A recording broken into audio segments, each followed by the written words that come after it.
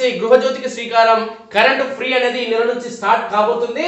ఇక ఫిబ్రవరిలో ఏదైతే కరెంటు మన ఇంటికి తీసుకుంటున్నామో ఫిబ్రవరిలో వచ్చే బిల్లు మార్చిలో వస్తుంది కాబట్టి ఈ నెల ఒక నెల కడితే ఇంకా మార్చిల బిల్లు కట్టాల్సిన అవసరం లేదు. 200 యూనిట్ల వరకు ఫ్రీ. అసలు గృహజ్యోతికి ఏం కావాలని కొనులు ఒకసారి చూస్తే ఇది ఉన్న వాళ్ళకి మాత్రమే 200 యూనిట్ల కరెంట్ రాబోతుంది, ఫ్రీ రాబోతుంది. ఇది లేకుంటే మాత్రం ఏదైతే నేను ఇప్పుడు చెప్పబోతున్నానో అది లేకుంటే మాత్రం గృహజ్యోతికి కరెంట్ ఫ్రీ రాదు.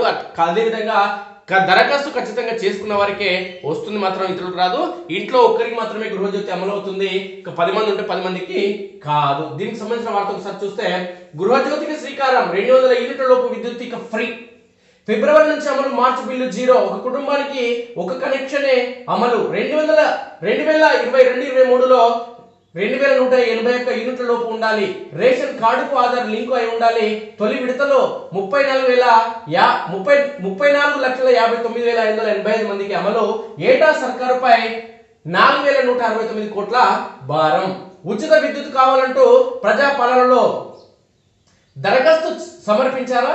రేషన్ కార్డుతో పాటు Aadhaar link, unique service connection, USC నెంబర్లు పొందుపరిచారా? గత 2022-23 ఆర్థిక సంవత్సరంలో 12 నెలల కాలంలో సగటున నెలకు 200 యూనిట్ల లోపు కరెంటు వినియోగించారా? అయితే ఈ నెల నుంచి మీకు ఉచిత విద్యుత్ పథకం గృహజ్యోతి అమల్లోకి వచ్చింది. వచ్చే నెల నుంచి మీరు కరెంటు బిల్లు చెల్లించాల్సిన అవసరం లేదు. ఫిబ్రవరి నెలలో వినియోగించిన కరెంటుకు మార్చి తొలి వారంలో రీడింగ్ తీసి బిల్లులు జారీ చేస్తారు కదా. గృహజ్యోతి పథకానికి అర్హులు ఎవరు అప్పుడు కరెంటు బిల్లులు చెల్లించాల్సిన అవసరం లేదు. అప్పటి నుంచి వారికి 0 బిల్లు జారీ చేస్తారు. కాకపోతే ఉచిత విద్యుత్ పొందే వినియోగదారులంతా తప్పనిసరిగా బకాయిలన్నీ చెల్లించేయాలి. రాష్ట్రంలో అధికారంలోకి వస్తే 6 హామీలను అమలు చేస్తామని ఎన్నికలకు ముందు కాంగ్రెస్ పార్టీ గ్యారంటీ ఇచ్చిన విషయం తెలిసిందే. ఇందులో గృహజ్యోతి పథకం ఒకటి. దీని కింద 200 యూనిట్ల లోపు వినియోగదారులకు కరెంటును ఉచితంగా అందిస్తామని ప్రకటించింది. అధికారంలోకి వచ్చిన తర్వాత రేవంత్ రెడ్డి ప్రభుత్వం 6 హామీల అమలుకు ఇటీవల దరఖాస్తులను స్వీకరించిన విషయం తెలిసిందే. వివిధ పథకాల అమలుకు 1,09,01,255 మంది దరఖాస్తు చేసుకున్నారు. వారిలో రేషన్ కార్డు, ఆధార్ కార్డులు కలిగిన వారి దరఖాస్తులు 64,57,891. వారిలోనూ గృహ విద్యుత్ సబ్సిడీ కోసం దరఖాస్తు చేసుకున్న వారు 34,59,585 మంది ఉన్నట్లు గుర్తించారు. తాజాగా ఆదివారం జరిగిన మంత్రివర్గ సమావేశంలో పథకం అమలుకు సర్కారు ఆమోద ముద్ర వేసింది. పథకం అమలుకు ఏటా 4,164 కోట్లు ఖర్చవుతుందని అంచనా వేశారు. మరోవైపు రాష్ట్రంలో ఎస్సీ ఎస్టీలకు 101 యూనిట్ల వరకు ఇప్పటికే ఉచిత విద్యుత్తును అందిస్తున్న విషయం తెలిసిందే. తాజాగా వారిని కూడా గృహజ్యోతి పథకంలో కల్పిస్తారు. అంటే వారికి ఇక నుంచి 200 యూనిట్ల దాకా ఉచితంగా విద్యుత్తు అందించనున్నారు. ఇక వీరికి సంబంధించి 222.60 కోట్ల బకాయిలు ఉండగా వాటిని ఏకకాలంలో డిస్కంలకు విడుదల చేయాలని ప్రభుత్వం నిర్ణయించింది. అంతేనా ప్రతి నెల 20 లోపు గృహజ్యోతి వినియోగదారుల వివరాలను డిస్కంలు ప్రభుత్వానికి అందించాలి. సంబంధిత చెల్లింపులను తదుపరి నెల ప్రభుత్వం చేస్తుంది. ఈ నెల 15 లోగా వివరాలను సేకరించాలి.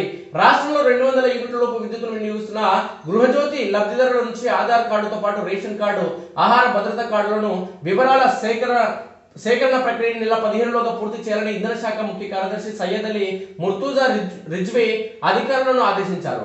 పథకం అమలుపై సోమవారం ఆయన అధికారులతో వీడియో కాన్ఫరెన్స్ నిర్వహించారు. దరఖాస్తును పరిశీలించడంతో పాటు వారి ఆహార భద్రత కార్డులను సేకరించాలని నిర్దేశించారు. ప్రతి కనెక్షన్ కు ఫోన్ నెంబర్ నవీకరించాలని చెప్పారు. యజమాని పేరును కనెక్షన్ నుంచి తొలగించడానికి వీల్లేదని స్పష్టం చేశారు. వివరాల సేకరణ ఐచ్ఛికమేనని 200 యూనిట్ల లోపు కరెంటు వినియోగించిన వారు ప్రజాపాలనలో దరఖాస్తు పెట్టకపోయినా 200 యూనిట్ల లోపు కరెంటు వినియోగించిన వారు ప్రజాపాలన దరఖాస్తు పెట్టకపోయినా వారి ఆహార భద్రత కార్డుల వివరాలు తీసుకోవాలని సూచించడం జరిగింది. ఇక పథకం అమలుకు మార్గదర్శకాలు ఇలా: 200 యూనిట్ల లోపు వినియోగించే గృహ విద్యుత్ వినియోగదారులు అర్హులు. ఒక కుటుంబంలో ఒక కనెక్షన్కే పథకం అమలు. రేషన్ కార్డుకు ఆధార్ కార్డును తప్పనిసరిగా అనుసంధానం చేసుకుని ఉండాలి. ప్రజాపాలన దరఖాస్తులో యూనిక్ సర్వీస్ కనెక్షన్, యుఎస్సి నెంబర్ను పొందుపరిచి ఉండాలి. డిస్కమ్ ఎట్టి పరిస్థితుల్లోనూ కనెక్షన్ పై పేరు మార్పిడి చేయరాదు. ఏ వినియోగదారుడి పేరు ఉంటుందో అతడి పేరుతోనే బిల్లు జారీ అవుతుంది. 2022-23 ఆర్థిక సంవత్సరంలో వినియోగం ఆధారంగా అర్హులను నిర్ణయిస్తారు.